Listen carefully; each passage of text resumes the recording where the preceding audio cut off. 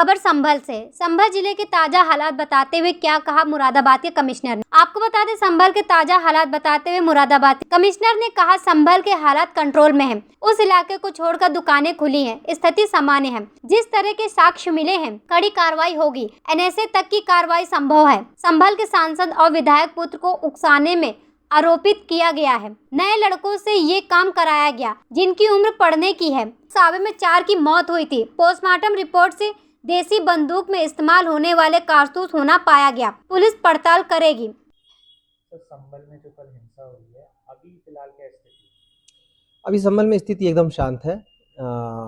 दुकानें भी खुली हुई हैं। जिस जगह पे मेन ये सारी उपद्रव हुए उस जगह पे अभी कुछ हल्का दुकानें बंद है, पर बाकी सारी बाहर स्थिति नॉर्मल है। लेकिन हाँ, वहाँ पे भी कोई किसी तरीके का कोई अब तनाव भी नहीं है। सब जगह पुलिस की मौजूदगी है और एकदम स्थिति कंट्रोल में है, सामान्य होती जा रही है और हम पूरी उम्मीद करते हैं कि अब लगातार सामान्य ही होती जाएगी। तो अभी सब कुछ ठीक है। सर, अभी जो एफआईआर हुई है नामजद, उसमें धाराएं लग चुकी हैं, तो इसके अलावा भी कोई कार्रवाई की जाएगी अलग से एनएसए की?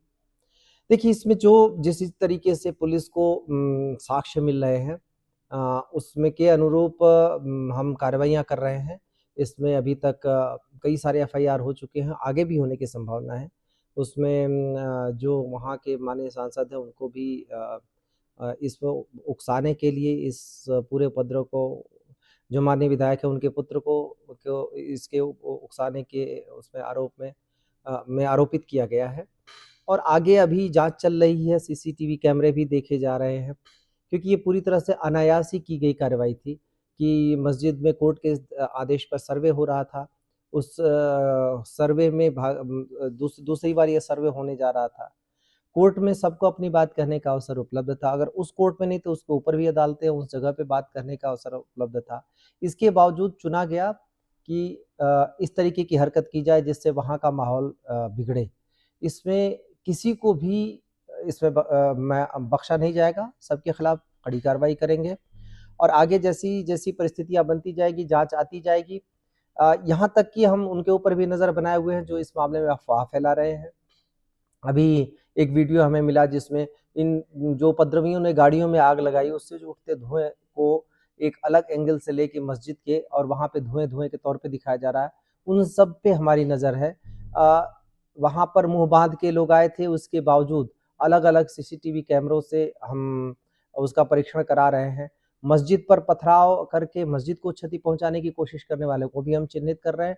इन सारे मामलों में जहां जहां भी उकसावे की बात आएगी वहां पे हम कार्रवाई करेंगे। सर, अभी तक कितनी डेथ हुई है? जो पोस्टमार्टम रिपोर्ट आई है उसमें गोली लगने की बात है तमंचे से, उस पर आपका निस्संदेह जो अभी तक चार डेथ कंफर्म हुई हैं। चारों का पोस्टमार्टम भी हो चुका है और पोस्टमार्टम की रिपोर्ट में प्रथम दृष्टया देशी बंदूक से जो कारतूस इस्तेमाल होते हैं उससे लगने की बात है। तो इसमें हम इसकी पड़ताल भी आगे होगी। इसमें पुलिस इन्वेस्टिगेशन करेगी। मैजिस्ट्रियल जांच के भी आदेश दिए जा चुके हैं, तो मैजिस्ट्रियल जांच भी इसमें होगी और उसमें हर एक की भूमिका उसमें आएगी। और इसमें जैसे जैसे आगे साक्ष्य मिलते जाएंगे, जैसा मैंने कहा, कड़ी कार्रवाई करेंगे। इसमें एनएसए लगाने तक का भी प्रावधान है और उसमें भी हम कार्रवाई करेंगे। सर, आगे उस एरिया की जो सुरक्षा व्यवस्था है, क्योंकि आगे भी सर्वे हुआ, तो उसके लिए क्या इंतजाम किए हैं? देखिए, सुरक्षा व्यवस्था तो पूरी थी, पहले भी थी, अभी भी है। नए लड़कों को उकसा के ये काम करवाया गया है क्योंकि इस बात की ज़रूरत थी नहीं कहीं से भी। न तो ये जो लोग वहाँ इकट्ठे थे, न तो ये स्टूडेंट है, न तो किसान है, न तो किसी तरीके ऐसा कोई मुद्दा भी नहीं था। केवल सर्वे किया जा रहा था मस्जिद का और सर्वे का मतलब इंस्पेक्शन है।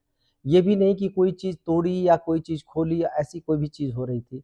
इसमें सबसे बड़ी बात है कि अदालत का आदेश था। हमारा काम केवल सुरक्षा मुहैया कराना था, वो काम हम कर रहे थे। पुलिस से भिड़ने का कोई प्रश्न ही नहीं था।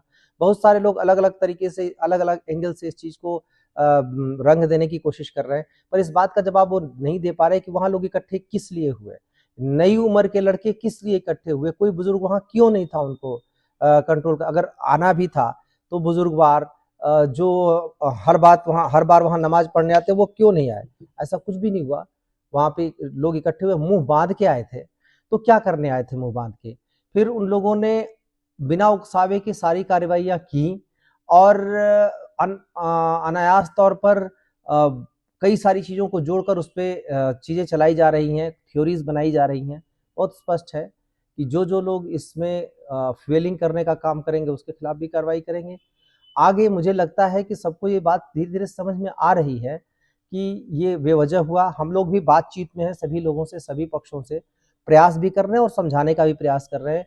जो लड़के वहाँ पर इस पथराव में शामिल थे उनमें से ज़्यादातर की उम्र पढ़ने की है, बहुत सारे लोगों की अपने जॉब करने की है और उसमें से कई सारे कुछ न कुछ काम धंधा कर भी रहे थे, अपना काम धंधा छोड़ के। इस तरीके की चीज़ों में, गतिविधियों में संलग्न होना वो किसी के लिए भी अच्छा नहीं है। अफ़सोस है जिसमें अनायास कुछ लोगों के उकसावे में आकर डेथ भी हुई, घायल भी लोग हुए और ये दोबारा इस तरीके की चीज़ें ना हो इसके लिए हमारी पूरी तैयारी है और इंश्योर करेंगे कि किसी भी तरीके की इस तरीके की चीज़ दोबारा ना होने पाए। मुरादाबाद से मंडल ब्यूरो रेहान अंसारी की रिपोर्ट।